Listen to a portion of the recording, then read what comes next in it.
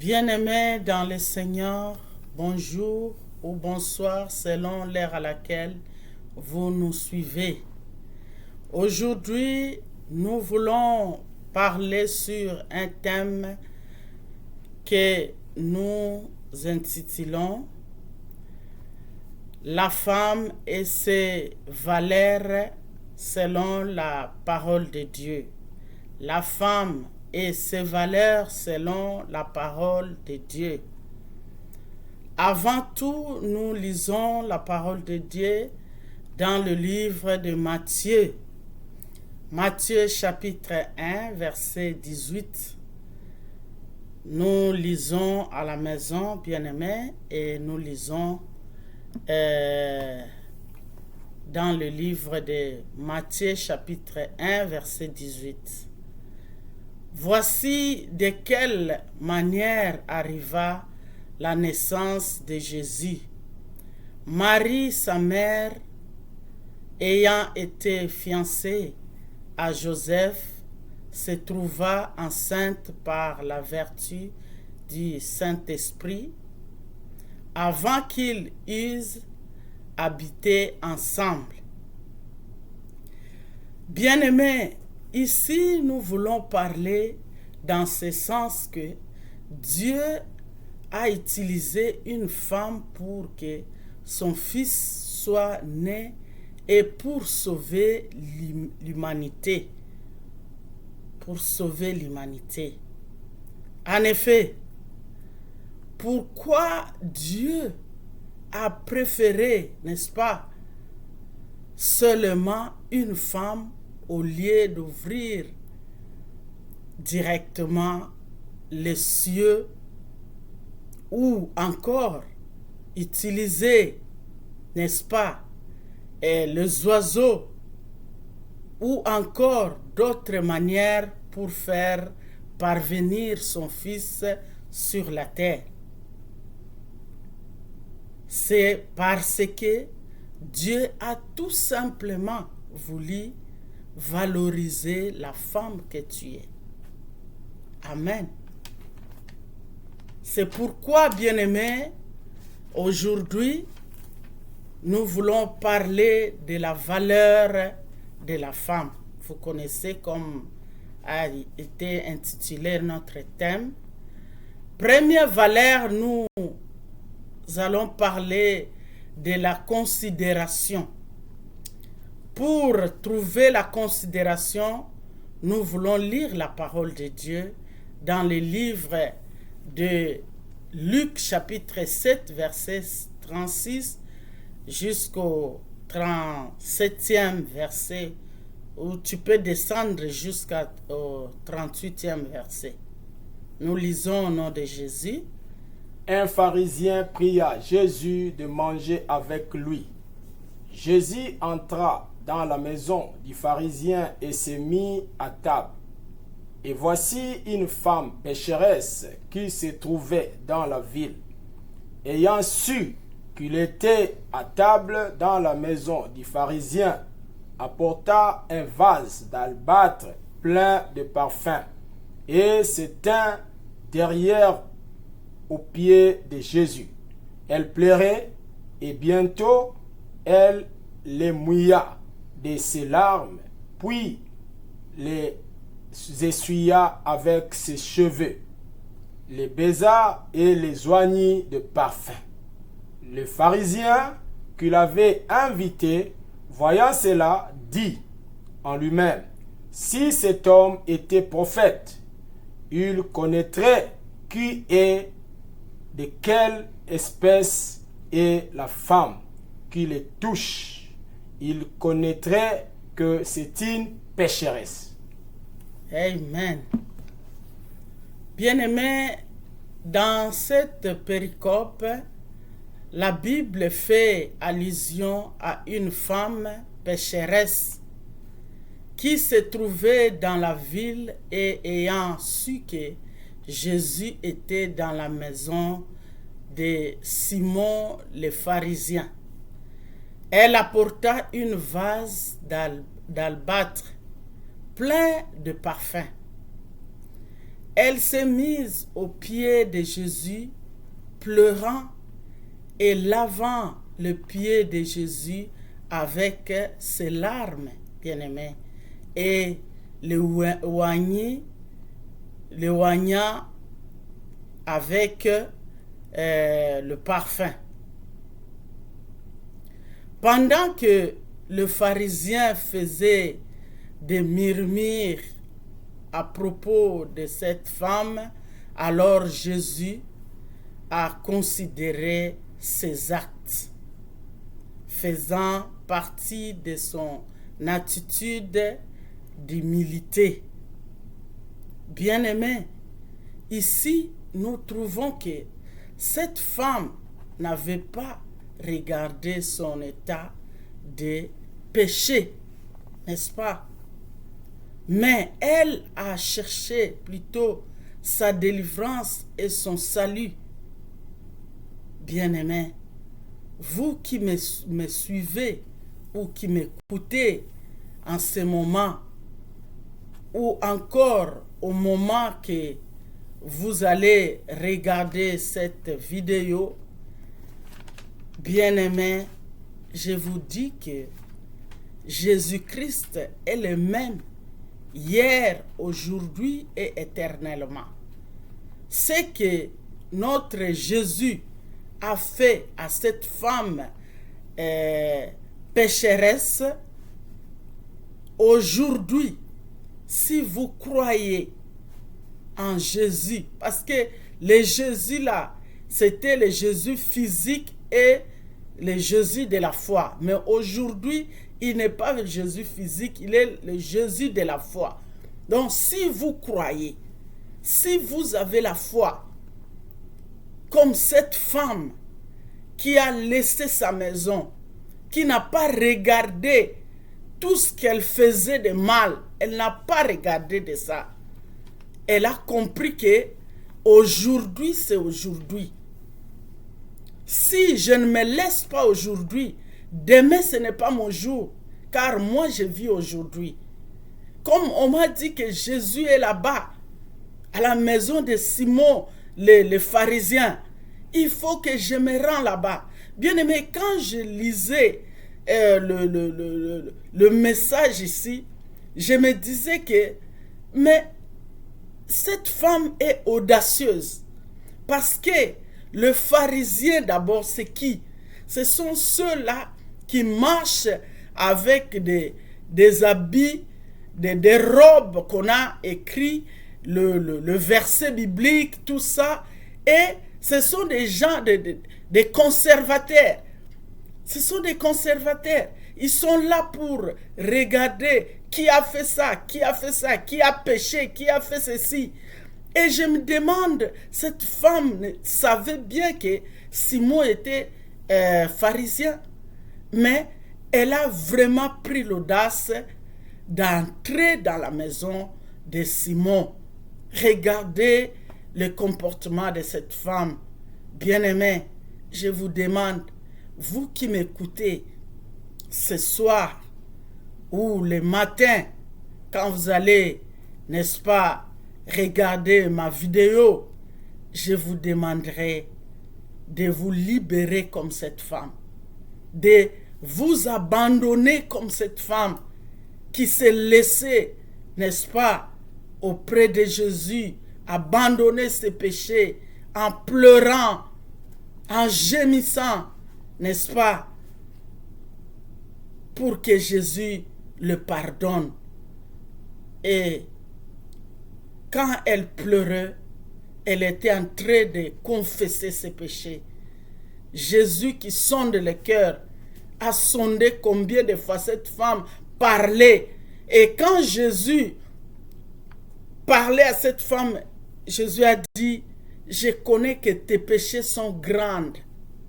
Bien-aimé, toi qui me suis maintenant, tes péchés sont grands. Tu as tué combien de gens? Tu as détruit combien de mariages? Tu as fait combien de mal? Mais laisse-moi te dire un secret, qu'il y a quelqu'un qui peut te sauver. il y a quelqu'un qui peut te délivrer. Il y a quelqu'un qui peut trouver la solution à ton problème. C'est Jésus-Christ de Nazareth, le roi des rois, le Seigneur des seigneurs. Crois seulement en lui. Prie seulement. Entre dans ta chambre et prie. Dis à Jésus, si c'est vrai toi qui as délivré cette femme pécheresse, même les enfants connaissent que celle-là, c'est une pécheresse. Mais toi, tu l'as délivrée. Tu as déclaré qu'elle est guérie, elle est libérée, elle est sauvée. Moi aussi, avec tous mes problèmes, je viens auprès de toi que tu me délivres. Bien-aimé, si tu le fais, Jésus va te délivrer. Amen, amen, amen. Jésus est bon. Jésus est merveilleux, bien-aimé. Oui, nous allons entrer encore dans notre deuxième valeur. Deuxième valeur, ça c'était le premier valeur. Maintenant, la première valeur, maintenant nous entrons à la deuxième valeur. Notre deuxième valeur, c'est quoi? C'est la place accordée à la femme par rapport au sabbat. La place accordée à la femme. Oui, femme, si vous m'écoutez ce soir ou ce matin, quand tu vas ouvrir ton téléphone, je te le dis que tu as une place importante que Jésus-Christ t'a réservée. C'est pourquoi nous voulons lire dans le livre de Luc. Nous sommes aujourd'hui vraiment dans le livre de Luc, chapitre 13, versets 10 à 17. Luc, chapitre 13, vous lisez à la maison, s'il vous plaît, parce que YouTube nous donne un peu de temps. Alors, Luc, chapitre 13, verset 10 jusqu'au 17e verset. Vous allez lire à la maison. Pardon. Bien-aimés, ici, nous voyons que Jésus est en train de briser le sabbat pour sauver une femme, comme je disais. Jésus est en train de briser le sabbat pour sauver une femme possédée d'un esprit impur qui, n'est-ce pas, qui la rendait infirme. Cet esprit impur la rendait infirme et elle était courbée depuis 18 ans. Vous comprenez? Depuis 18 ans. Elle ne pouvait pas se redresser, bien-aimée. Elle ne pouvait pas.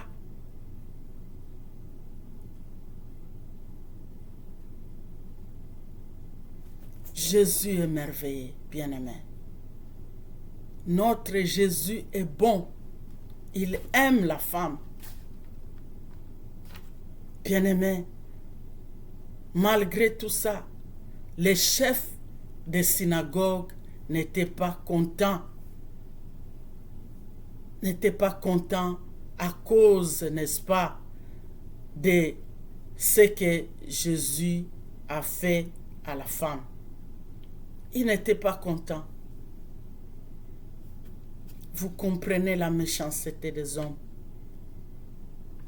Bien-aimés, ici nous devrions comprendre que l'Église n'est pas, n'est-ce pas, un endroit des hypocrites ou encore des égoïstes, dans ce sens que quelqu'un qui te dit qu'il t'aime, n'est-ce pas, qu'il t'aime, mais il ne t'aime pas. Dans son cœur, il ne t'aime pas. Il ne t'aime pas. Celui qui te dit il t'aime, mais il prépare le mal contre toi. Il prépare le mal contre toi. C'est pourquoi vous allez faire beaucoup attention. Bien-aimés, vous allez faire beaucoup attention dans le monde. Si nous regardons l'attitude des chefs de synagogue, cette femme, n'est-ce pas, a fait beaucoup de temps, 18 ans, il venait à l'église. Les chefs de synagogue étaient là. Ils n'ont même pas cherché des intercesseurs pour prier pour la femme. Ils n'ont même pas cherché la solution pour la femme. Mais un homme bon vient à l'église prêcher la bonne nouvelle et regarder parmi les femmes et les hommes une femme qui vient malade. Cet homme-là, comme il est bon, il ne peut pas laisser cette femme. Bien-aimé, cette femme, Jésus a compris que elle n'avait pas aide quelque part. Elle n'avait pas un mari, peut-être. Elle n'avait pas des enfants, je peux dire. Et si je les laisse comme ça, avec sa maladie, elle peut mourir comme ça. Elle peut mourir. Ce que Jésus est en train de voir pour toi et pour moi, les autres ne voient pas ça. Le méchant ne voit pas. C'est que le chef de synagogue voit, il voit seulement le sabbat, n'est-ce pas? Il voit seulement la loi. Mais qui a fait le sabbat? C'est celui-là qui est devant lui. Amen, amen. C'est Jésus qui a fait le sabbat, qui est le maître de sabbat. Il n'a pas compris. Il n'a pas compris que celui qui fait quelque chose, il a le pouvoir aussi de changer. Il a le pouvoir de changer. Il n'a pas compris que c'est Jésus le maître de sabbat. Il n'a pas compris. Bien-aimé, c'est pourquoi Jésus a brisé, n'est-ce pas, le sabbat pour sauver cette femme. Pour sauver cette femme bien-aimée.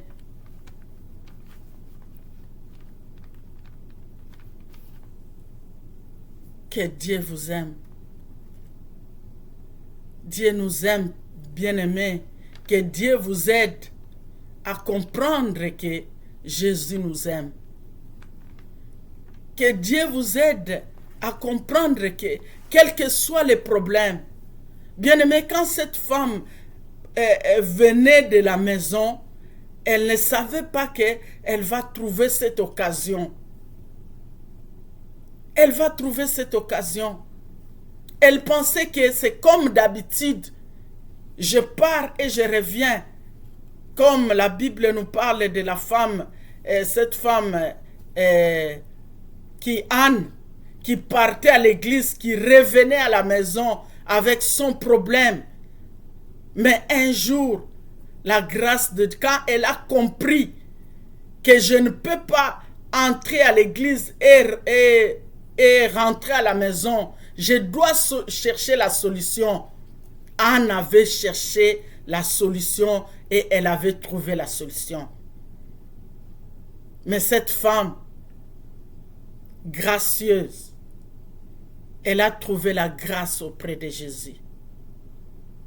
Toi aussi, ma soeur, mon frère, toi qui me regardes maintenant, je te dis, Jésus est amour. N'aie pas peur. Ne regarde pas ton problème, sa grandeur. Ne regarde pas ton infirmité. Mais regarde Jésus. C'est lui qui est la solution de tous tes problèmes. C'est lui qui est la solution de toutes tes maladies.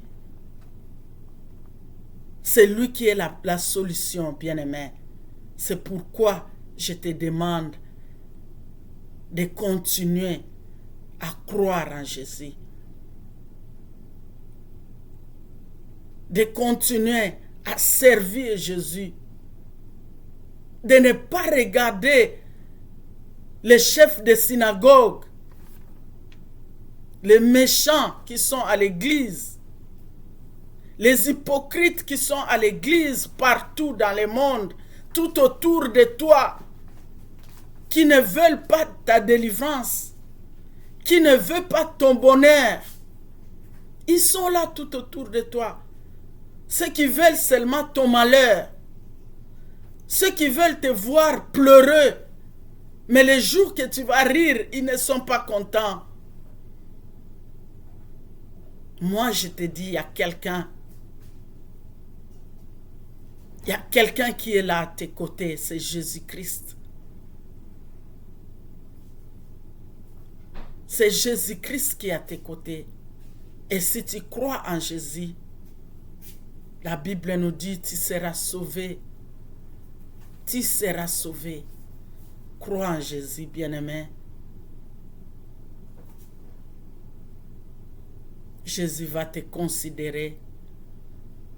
Jésus va te donner toutes sortes de valeurs et tu seras heureuse comme femme dans le monde. Que Dieu vous bénisse, que Dieu bénisse sa parole. Et notre dernière valeur, nous allons continuer ça prochainement parce que nous n'avons pas le temps. Likez notre vidéo et partagez. Merci.